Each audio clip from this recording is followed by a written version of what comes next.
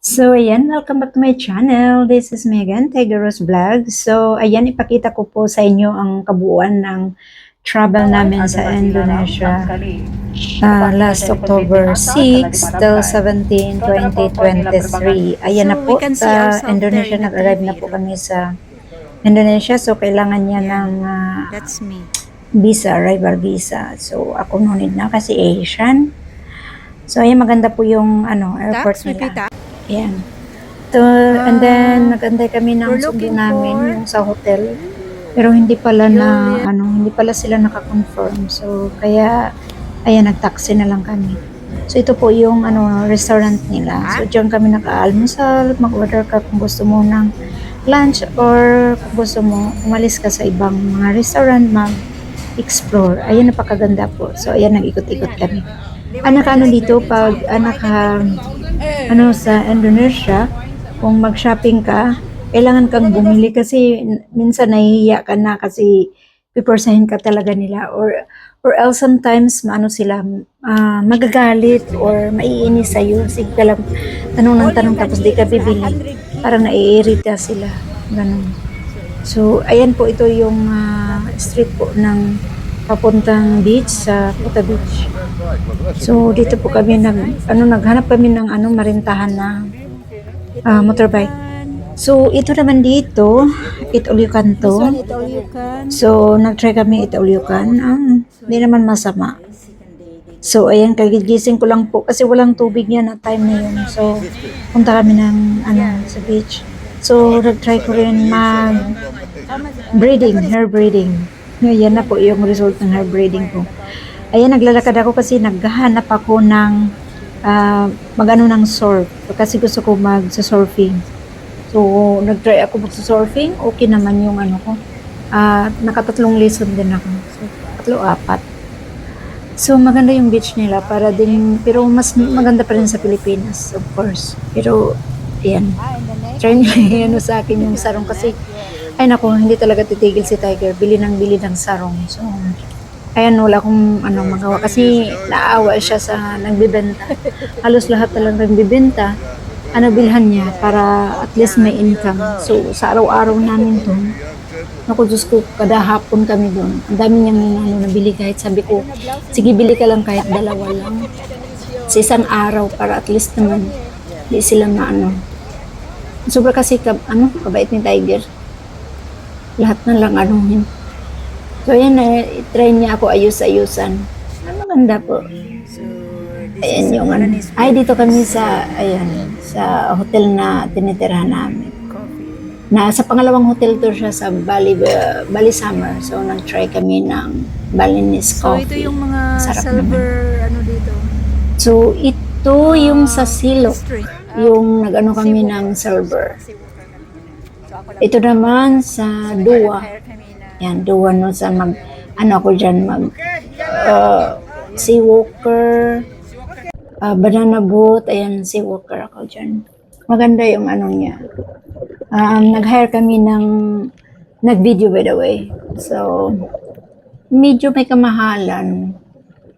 Pero okay, sulit kasi kung kailangan mo naman talaga pumunta doon, kung wala kang GoPro, so ayan, mag-rent ka na lang din ng mag-video sa'yo.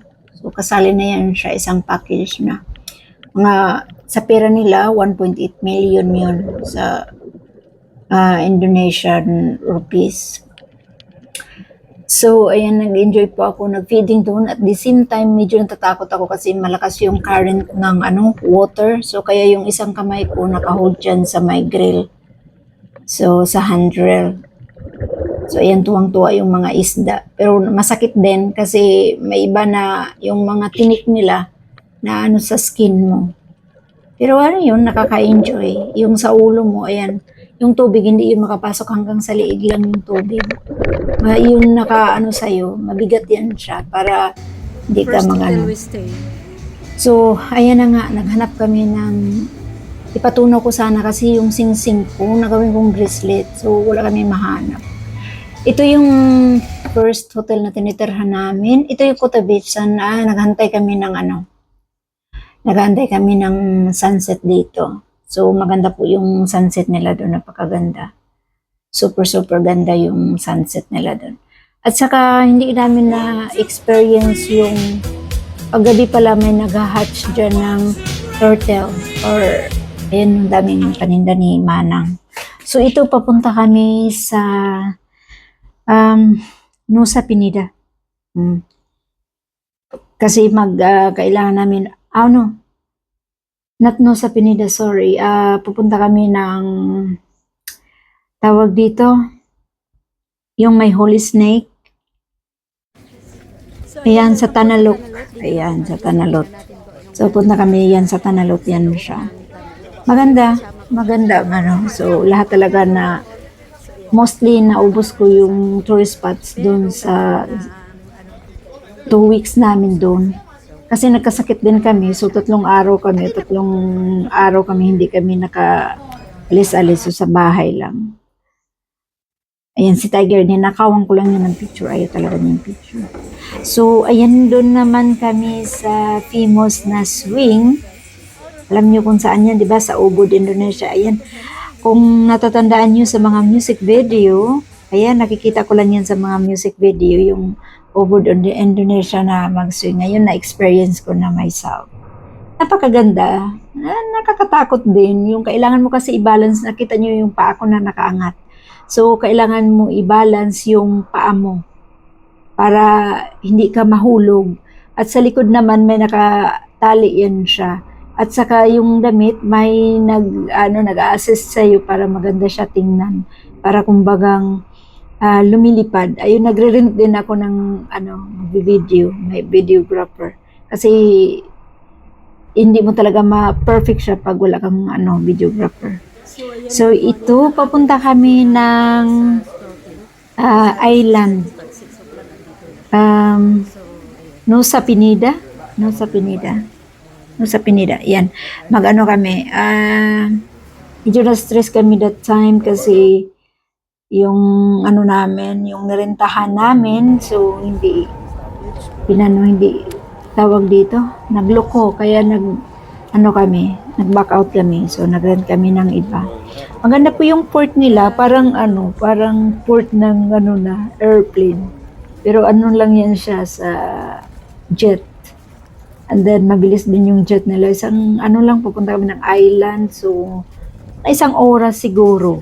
It's true. Napakaganda ng tanawin. Maganda tong port nila. Hindi ka talaga mabuboring magtingin. So ayan, panakaw-nakaw lang po ako mag-video kay Tiger. Ayaw niya talaga videohan. So dito naka-arrive na kami sa island na pupuntahan namin. Ayan ang sarap ng alon. Grabe, ang bilis talaga ng jeep. Ang ganda. Kaso nga lang, snorkeling kami. Ayan, nakagat ako ng jellyfish. So, kunti lang yung video namin dyan.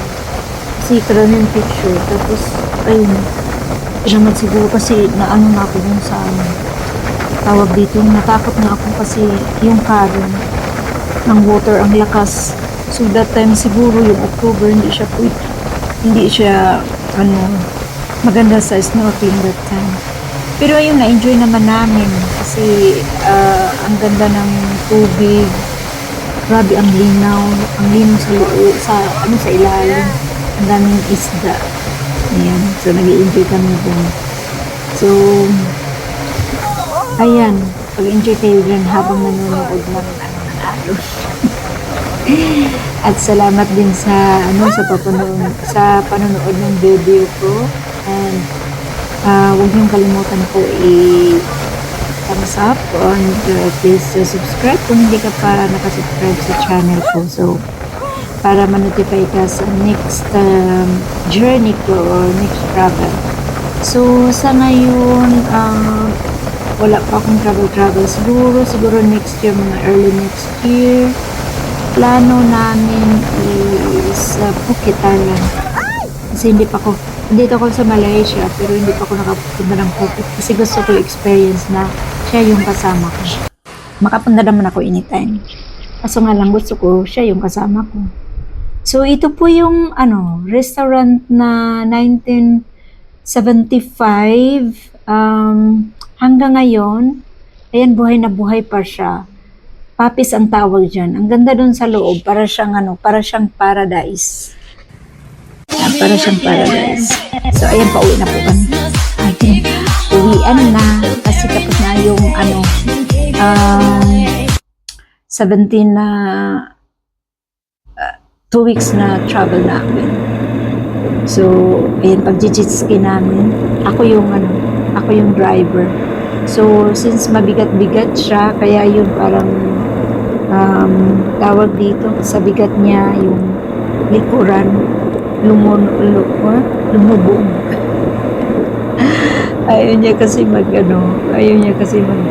So, ako yung pinag-drive niya. Wala akong experience dyan. First time ko talaga yan mag-ride ng jet ski in my life. So, ayan, sabi nga nila, there is always a first time. So, ayan, ang banana boat naman. Ayan, kanyan, itutuwad ka. Yung lifeguard yung nakasakay sa akin kasi ayaw ni tayo.